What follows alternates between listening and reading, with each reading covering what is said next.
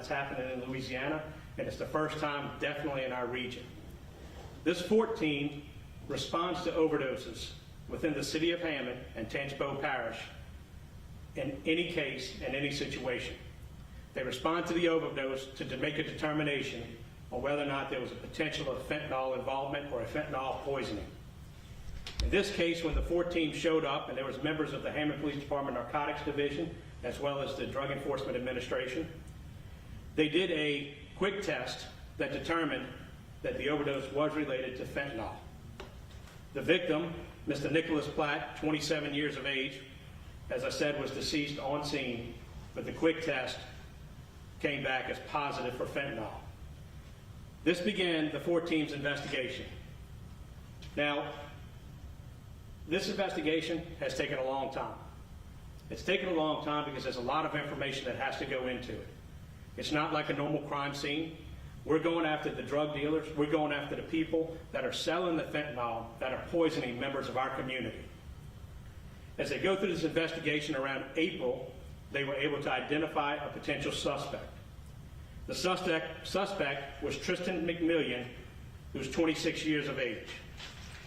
Through the course of the investigation, they were able to pinpoint that McMillan had sold the narcotics that we believe came to the demise of Mr. Platt.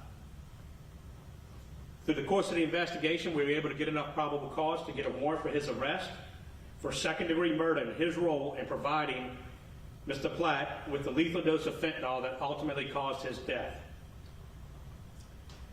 Mr. McMillan has been charged with second-degree murder, distribution of Schedule I marijuana, and distribution of Schedule II fentanyl. I will tell y'all that this type of case has never been prosecuted in the 21st Judicial District. We have been working closely with the District Attorney's Office. District Attorney Scott Perilou is fully on board, and he is assisting us with this investigation step by step to make sure that we do get a good prosecution on this case. As in any case, when there's a murder charge, it will go in front of a grand jury. It will then be presented to the courts after the grand jury as long as we get an indictment, which we feel very confident through the hard work and dedication of this 14, this fentanyl overdose response team, that they've been able to get enough information. They've been able to prove that Mr. McMillan is the one who served the lethal dose to Mr. Platt. I can't say enough about the fentanyl epidemic that we have going on in our country. We used to call them overdoses. They're now called poisonings. There are people out here every single day who are doing narcotics that are getting lethal doses of fentanyl, and we need to do everything we can to stop that. Just to introduce a couple people behind me, this is Special Agent Paul Seal, Assistant Special Agent in charge Paul Seal with the Drug Enforcement Administration. This is Group Supervisor Larry Johnson. He is the Group Supervisor over the 14, which is, like I said, located here in Hammond. And this is Mr. Jay Platt. His son is Nicholas Platt, who is the one that ended up passing due to the lethal dose of the fentanyl. At this time, I'd like to turn it over to our federal partner, Special Agent in charge, Paul Seal. Thanks, Chief. I appreciate it. Man, it's great to be here today. Chief, I appreciate the introduction. Chief Bergeron has been with us through the entire process of this 14 since January of this year. So we appreciate your support and guidance in that. I do want to start and just talk about the FORT concept. Talk about why we do it, how it got created with DEA, and what are our goals in this group, and what have we done lately. The concept came from Operation OD Justice, which is an operation from DEA. This operation was to utilize DEA as a platform to go out and meet with our state and local agencies to create a group. And everybody's heard of the task forces before. DEA gets together with the locals, the states. But we do things a little bit different. Our goal's a little bit different this time. Our goal is to investigate overdose poisonings, to go out there and find the individuals distributing fentanyl in our community and prosecute them to the state or federal government. Since 2023, DEA's worked over 350 fatal poisoning investigations with different Fort groups around the country. Right now, there are 22 Fort groups in the United States. We're one of the 22. We've trained over 2,500 state and local officers in how to work these type of cases throughout the country. Anytime I have a chance to talk to the community, I really want to mention what's going on in the nation, what's going on in our community here, in our backyard. Just to start with, in 2024, DEA seized over 32 million fentanyl pills. We seized over 4,200 pounds of fentanyl powder. Just to give you an idea, that is exactly 381 million deadly doses of fentanyl in the United States. Here locally, let's talk about that. So our Fort group formed in January. Since January of this year, for the last 6 to 8 months, we've seized 8 pounds of fentanyl. 8 pounds of fentanyl equates to 355,000 deadly doses. If you take St. Tammany Parish and you take Tangipahoa Parish, and you take the population and put those together, that's enough fentanyl to pretty much have a deadly dose for every citizen of these two parishes. That's how serious it is. Without our prosecution teams, we're unable to really do what we do. So I do want to stop and just call out the district attorney here in Tangipahoa Parish, Scott Perry. He's been with us from the beginning of our formation of this group. He's the one prosecuting this case, just like Chief said, and his office has been extremely supportive in helping us make these cases. District Attorney Colin Sims in St. Tammany Parish is also on board. He was one of the founding members of this group as far as coming up with the idea and forming this group, and of course the Eastern District of Louisiana U.S. Attorney's Office, which we've already been able to charge someone federally for this type of crime. So it's the combination of our federal, state, and local partners with our prosecution teams that makes us successful in this. Here recently, just to kind of give you an idea of what we're doing to kind of improve, this group, this Fort group, continues to grow in our community. We're putting together an intelligence group, and I would like to thank the Louisiana National Guard Counter-Drug Unit. They have provided 2 intel analysts to our group specifically to work these 4 cases. Them St. Tammany Parish, Hammond PD, Louisiana State Police, all have formulated an intel group to help us with this, which is vital to these type of cases. Lastly, I just want to stop and I want to thank the family for being here. It means a lot for us that you're here. We do everything, we do what we do every day to get a result like this, to make our community safer. But I can tell you that it's very motivating for myself, my team, to have you guys staying here with us. So thank you very much for you guys being here today. Thank you. So, as he mentioned, our state and local partners, I will tell you that when we arrested the suspect, we located him, or he was located in Livingston Parish. We need to thank Sheriff Jason Ard, Sheriff Gerald with Livingston Parish Sheriff's Office. We also need to thank the Tangipahoa Parish Sheriff's Office, and the list goes on and on. The team has to be together. Everybody has to work together. You know, often I say that the only people that know jurisdictional lines are the police and the politicians, and it's teams like this that can get us to go across jurisdictional lines to be able to make the arrest and put the criminals in jail. As Mr. Seal mentioned, Agent Seal mentioned, although we understand that this doesn't bring back Nicholas, we hope that this brings closure to the family in some way. And speaking with the family, they want to make sure that the message gets out and hopefully it saves somebody else from going down the same road. So at this time, Mr. Platt would like to say a few words.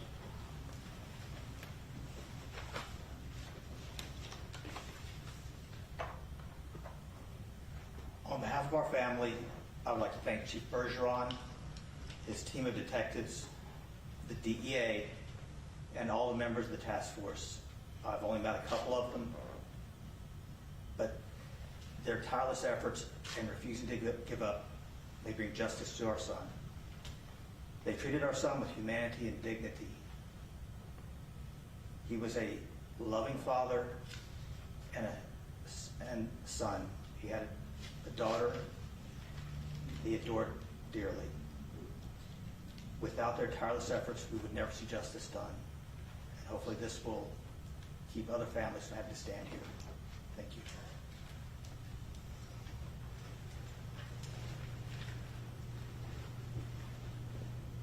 From this point, as I said earlier, at some point the district attorney's office will present it to the grand jury, and the prosecution will lay within the 21st Judicial District, District Attorney Scott Perlew in his office.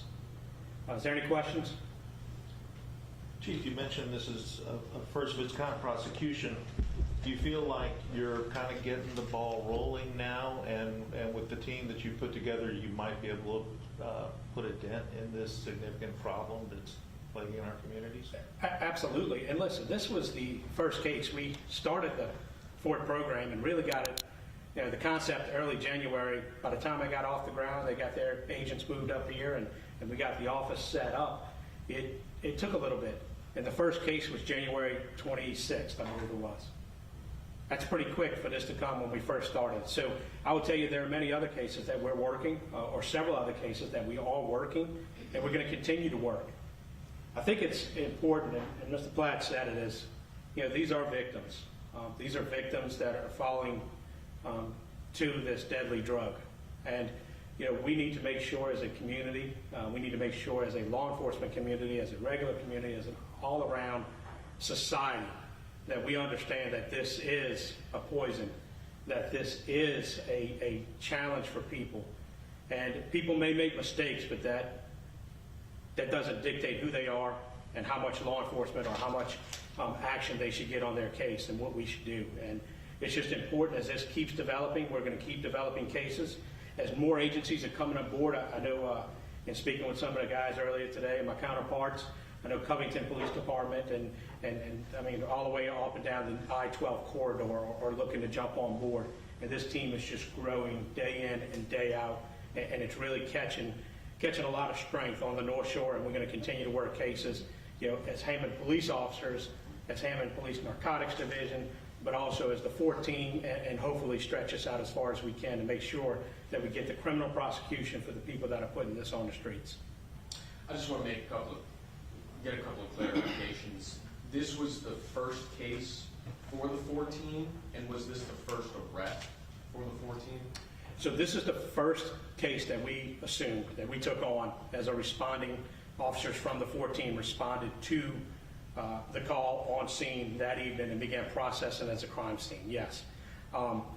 We have made another arrest, or a couple of other arrests by the 14. This is the first second-degree murder charge, or the first murder charge we've been able to charge somebody with, and we will be prosecuted through the 21st Judicial. And then I guess just with that, y'all formed this 14, for this exact reason, to get those types of people off the street.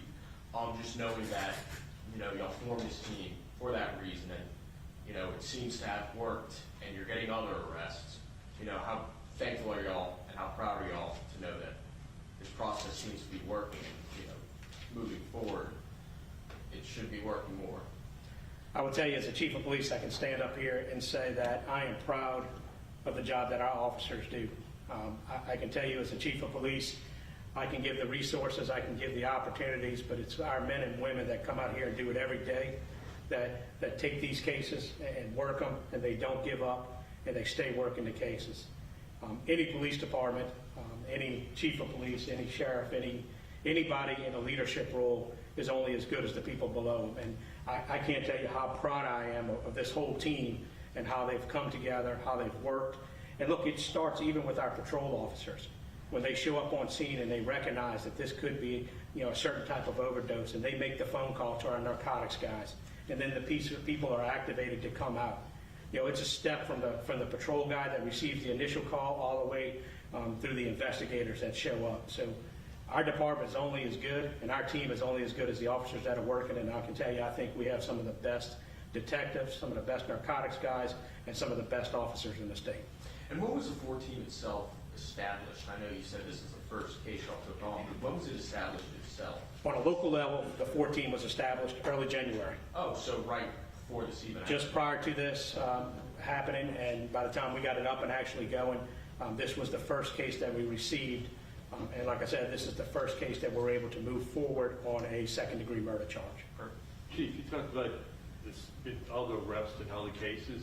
Could you talk a little bit about those, and have they gone to prosecution yet? So I can tell you, we've made many arrests, fentanyl arrests recently. We've done multiple search warrants over the last month or so. As Special Agent Seal mentioned, I believe it was 8 pounds of fentanyl we have gotten off the streets since this team has started. It takes time to go through prosecution.